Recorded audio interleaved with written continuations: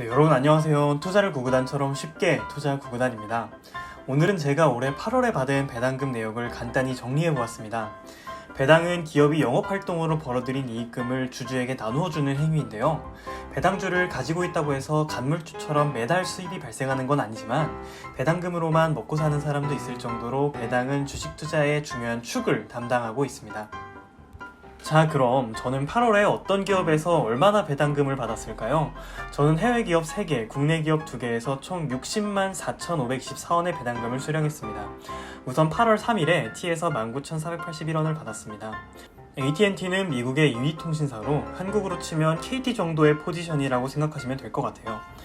T는 배당에 아주 많이 신경을 쓰는 회사로 유명합니다. 미국에서는 노후자금을 T 배당금으로 해결하는 배당 할아버지라는 말이 있을 정도예요.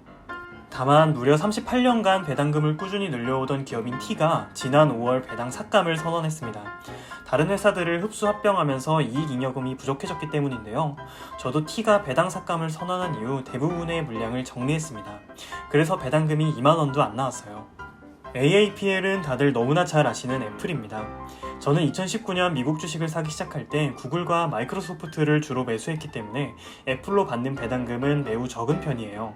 시가 배당률도 0.5% 정도밖에 되지 않고요. 주가가 너무 많이 오른 탓도 있지만 애플이 배당 자체에 그렇게 호의적인 기업은 아닌 거죠. 하지만 애플 주가가 알아서 잘 올라가고 있으니 크게 신경 쓰지는 않습니다. 아무튼 저는 애플 15주를 가지고 있었기 때문에 3.3달러의 배당금을 받았습니다. PG는 역시 여러분들이 너무나 잘 아시는 P&G, 프록터 앤 갬블인데요. P&G는 모르지만 페브리즈, 다우니, 질레트, 프링글스 같은 브랜드는 너무나 익숙하실 거예요. 앞서 말한 브랜드들을 모두 보유하고 있는 것이 미국의 생활용품 업체 P&G입니다. 저는 PG를 경기방어주 겸 배당주로 포트폴리오에 편입하고 있는데요. PG는 무려 64년 연속으로 배당을 늘리고 있는 최고의 배당킹입니다. 시가 배당률도 2.4%로 준수한 편이고요.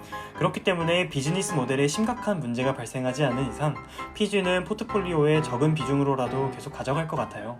자, 이제 그럼 한국 주식으로 넘어가 볼까요? 고려신용정보는 한국의 대표적인 채권 추심 업체입니다. 고려할 수 있을 때 고려하세요 라는 다소 섬뜩한 이미지와는 다르게 회사 자체는 건실하고 꾸준히 성장해 나가고 있습니다.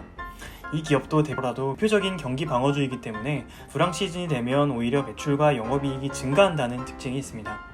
고려신용정보는 원래 연 1회 배당을 지급했지만 올해부터 반기마다 배당을 지급한다고 발표했는데요. 그래서 원래 매달 4월 들어오던 배당금이 8월에도 들어왔습니다. 한국에도 반기 배당, 분기 배당 문화가 빠르게 정착했으면 좋겠네요. 마지막으로 맥쿼리 인프라입니다. 맥쿼리 인프라는 인천대교, 천안 논산고속도로 등을 보유하고 있는 한국의 대표적인 인프라 펀드인데요. 현재 5%대의 배당을 지급하고 있어서 배당금으로 생활비를 충당하는 노년층이 특히 선호하는 주식입니다.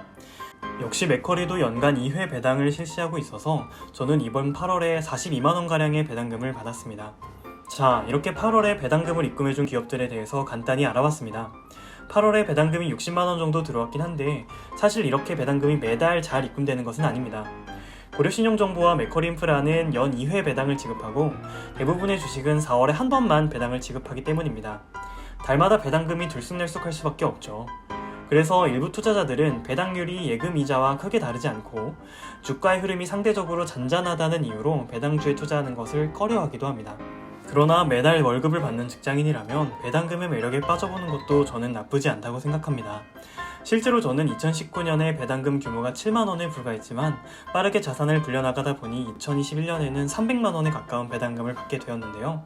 연 300만원이면 월 25만원의 추가 수입이 생기는 셈입니다. 25만원으로 모든 것을 해결할 수는 없겠지만 통신비를 내거나 각종 기념일에 근사한 저녁을 살 수 있는 정도는 될 거예요. 또한 내년에는 분명히 배당금을 더 받을 거고 그러면 배당금으로 할 수 있는 건 더 늘어날 거고요. 이렇게 열심히 모으다 보면 월급보다 더 많은 배당금을 받게 되는 순간이 올지도 모릅니다. 그러면 직장은 정말 취미로 다닐 수도 있는 거예요. 이렇게 경제적 여유를 갖게 될 미래를 꿈꾸며 배당금을 늘려나가는 재미, 저는 상당히 쏠쏠하다고 생각합니다. 주식으로 얻게 되는 시세 차익은 덤이고요. 기업과 제 돈이 24시간 일해서 저의 수입을 만들면 저는 그 시간에 제가 좋아하는 일을 마음껏 즐기는 거죠. 생각만 해도 행복하지 않으신가요? 저는 진지하게 그런 미래를 꿈꾸고 있습니다. 저는 그래서 오늘도 열심히 투자 공부를 하고요.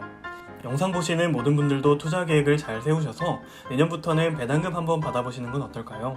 구독과 좋아요까지 눌러주시는 분들은 조금, 아니 아주 많이 행복하실 거고요. 그럼 지금까지 투자를 구구단처럼 쉽게 투자 구구단이었습니다. 감사합니다.